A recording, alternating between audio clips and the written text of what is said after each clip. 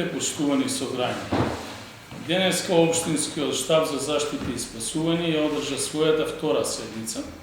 Сакам да информирам комуновската јавност дека до сега сите испитани случаи и сомненија се нема заразени и инфицирани од коронавирусот COVID-19.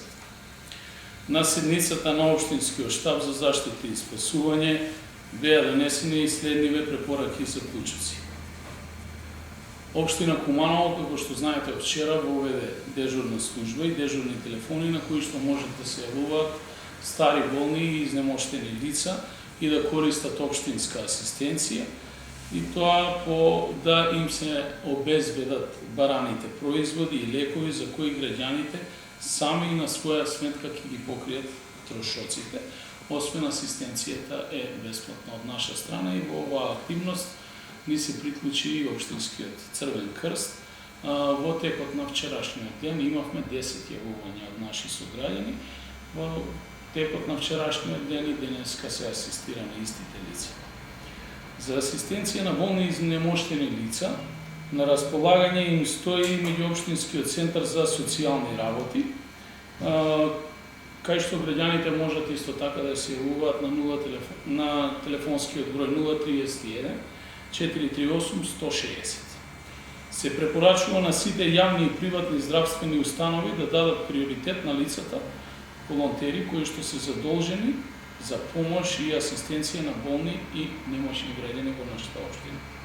Се препорачува на повозрастните граѓани да во случај на потреба за добивање на извештаи од специјалистот или користење на инсулинска терапија, да не мора лично да одат во Центарот за јавно здравје, туку можат да пратат и друго лице или да ја користат нашата асистенција и да ги подигнат истите лекарства во нивно име. Исто така лицата кои треба да се јават на редовна контрола, а се во стабилна состојба, може истата да ја одложат во консултација со нивниот матичен лекар.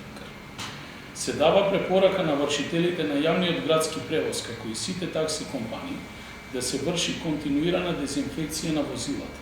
Се задолжува јавно предпријатие Чистота и зеленило да продолжи со дезинфекција на јавните прометни површини и воедно да се вклучи во оваа активност и територијалната противпожарна единица со нивните ресурси. Се задолжува Општина Куманово да обезбеди 30 резервни пумпи за вршење на дезинфекција. Се препорачува на сите јавни институции пред влезовите на своите објекти да обезбедат средства за подна дезинфекција на обувки во форма на одложени сунгери и слични материјали. Се препорачува на управителите на стамбените згради и колективните центри за домување во координација со Центарот за јавно здравје да започнат со дезинфекција на заедничките простории, особено лифтовите, ракохватите, гелендерите, скалите на сите стамбени згради на територија на Општина Куманово. За истово ќе бидат информирани преку секторот за инспекцијски надзор при Општина Куманово во соработка со стамбените домови. Општина Куманово преку секторот за образование и Центарот за јавно здравје Куманово отпочнува со вонредна дезинфекција на објекти на сите основни и средни училишта и истата ќе биде завршена до средината на оваа недела. Исто така на сите објекти на градинката Ангел Шајше веќе се направени редовната и воредната дезинфекција. Сите објекти од градинките, основните и средните училишта по дезинфицирање ќе бидат затворени за неовластени лица и пристап во истите ќе имаат само лица со посебно овластување од страна на менаџерите на овие институции. Во целост да се почитуваат заклучоците, мерките и препораките од Комисијата за заразни болести при Министерството за здравство и Владата на Република Северна Македонија, а повеќе информации во врска со вирусот граѓаните можат да најдат на линкот на официјалната веб страна на Министерството и на Владата.